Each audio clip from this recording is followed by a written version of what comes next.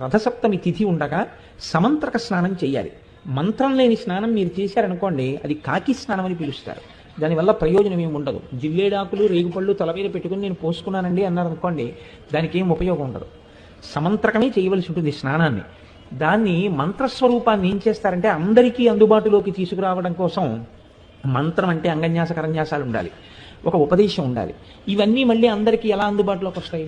మళ్ళీ అందరూ దీని ఫలితాన్ని ఎలా పొందుతారు? ఇప్పుడు ఆ మంత్రాన్ని శ్లోక రూపం చేస్తారు, అంటే ఇంకా అనుగ్రహిస్తారు. ఇప్పుడు మీరు ఆ శ్లోకం చెప్పిన తరువాత రేగుపళ్ళు జిల్లేడు పళ్ళు తల మీద పెట్టుకుని అప్పుడు నీళ్లు పోసుకుంటే అవి జారి కింద పడిపోతాయి.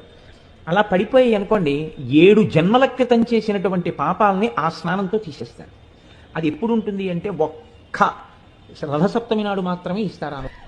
యజ్జన్మ కృతం పాపం మయా సప్తమ జన్మసు తన్మే రోగంచ శోకంచ మాకరీహంతు సప్తమి ఏతజ్జన్మ కృతం పాపం యచ్చ జన్మాంతరార్జితం మనోవాక్కాయజం యచ్చ జ్ఞాతా జ్ఞేతే చయే పునః ఇది సప్తవిధం పాపం స్నానాన్నే సప్తసప్తికే సప్తవ్యాధి సమాయుక్తం హరమాకరి సప్తమి. 7 జన్మలలో 7 రకాలుగా చేసినటువంటి పాపముల వలన నేను పొందబోతున్నటువంటి 7 రకములైన భయంకర వ్యాధులు ఏమున్నాయో వాటితో సహా ఓ సప్తమి, నేను ఈ రోజు ఉదయం చేస్తున్నటువంటి ఈ స్నానము చేత ఆ దురితము తొలగుగాక.